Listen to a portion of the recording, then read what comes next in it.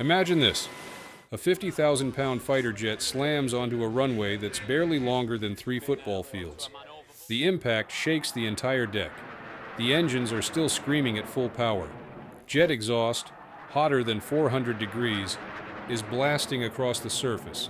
And right now, you're about to run straight into that landing zone. In your hands, you're holding a steel bar. You have about 20 seconds to do your job, because the next jet is already coming in. If you're too slow, that pilot dies. If the cable you're grabbing snaps, it won't just hurt you, it can cut straight through you. And here's the reality. This isn't a worst-case scenario. This is a normal day.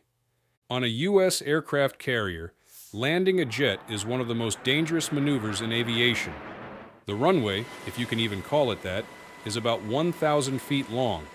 That's nothing compared to the 5,000 feet commercial aircraft need, so fighter jets don't land the way you'd expect. They crash on purpose at around 150 miles per hour.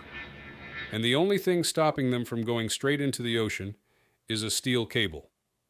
Here's how it works. Across the flight deck, 4 massive steel cables are stretched from one side to the other. Each one is over 2 inches thick, made of braided steel, and connected to a powerful hydraulic system below deck. When a jet comes in to land, a hook drops down from its tail. The moment the wheels hit the deck, that hook tries to catch one of those cables. If it connects, the cable is violently pulled forward, absorbing an enormous amount of energy. In just 2 seconds, the aircraft goes from 150 miles per hour to a complete stop. No runway, no brakes, just raw force. But what happens next is where things get dangerous.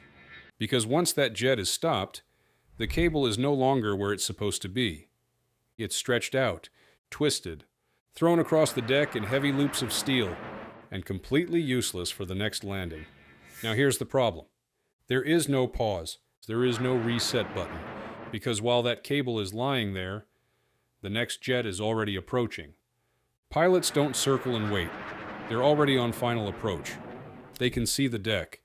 They are committed to landing, which means someone has to run into that landing zone, grab that cable, and put it back into position. Before the next jet arrives, that job belongs to a group of sailors known as hook runners. They wear green shirts, and they have one of the most dangerous roles on the entire flight deck. The moment a jet clears the landing area, they move, not walking, running, because the clock has already started. First, they locate the cable. After stopping a jet, it's no longer neatly stretched across the deck. It's displaced, heavy, and lying in unpredictable loops. They grab it using a 5-foot steel bar. Then they begin dragging it back into position, guiding it through alignment tracks built into the deck. They're not using machines, they're doing this manually with their own strength, while standing in the exact spot where jets land. And they have maybe 20 seconds, sometimes less, because the next aircraft is already seconds away. The pilot is descending, the hook is down, and there is no second chance. If the cable isn't ready in time, the hook catches nothing, and that's when things get critical.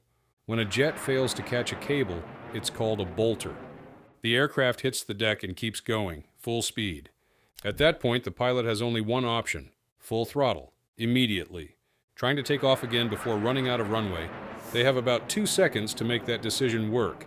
If the engines respond fast enough, the jet lifts off again. If not, it goes off the edge of the carrier, into the ocean. Now imagine knowing that outcome depends on whether you finished your job in time. But the danger doesn't stop there, because the cable itself is a serious threat. Every time it stops a jet, it absorbs an enormous amount of energy, tens of millions of foot-pounds, in just seconds. That energy doesn't just disappear, it's stored in the system. And if something goes wrong, that cable can snap. When it does, it becomes something else entirely.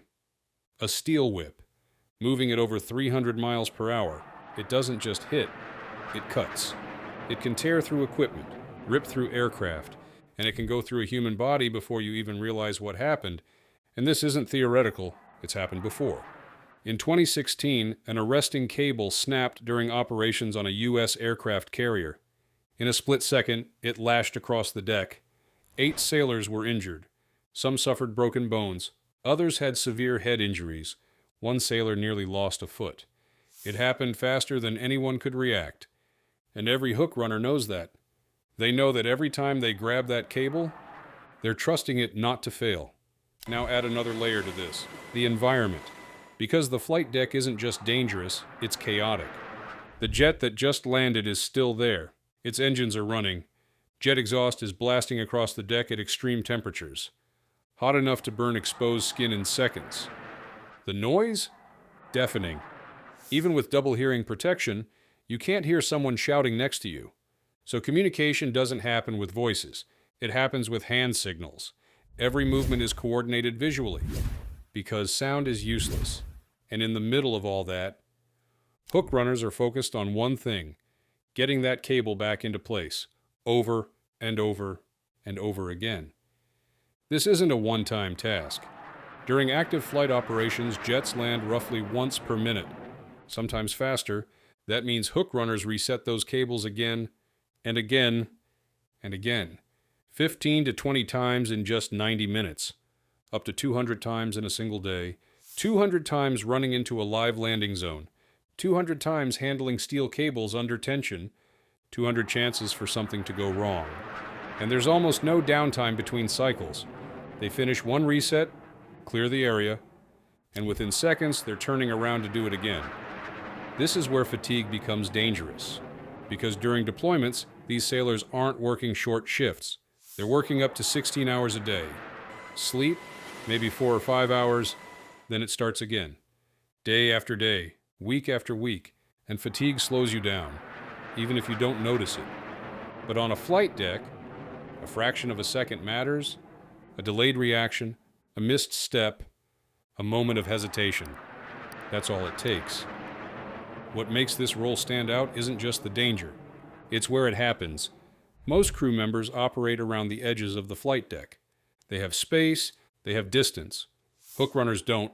They work in the center, right in the landing path, exactly where aircraft are touching down at high speed, exactly where the cables are under the most stress, exactly where there is zero margin for error.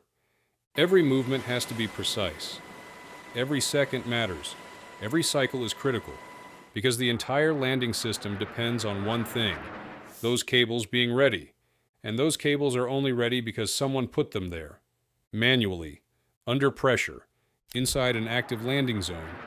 There is no automated backup, no safer alternative waiting in the background.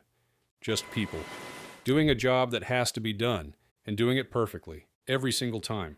Because if they don't, the consequences are immediate. Jets don't land safely, pilots don't make it back, and missions fail. So when you look at a fighter jet landing on a carrier, it might seem like the pilot is the one taking the biggest risk, but just a few feet away, right there on the deck, there's someone else running straight into danger, holding a steel bar, grabbing a cable that could kill them, racing against time, so that someone else can survive. That's what it takes to be a hook runner, and that's what it takes to survive one of the most dangerous jobs on an aircraft carrier.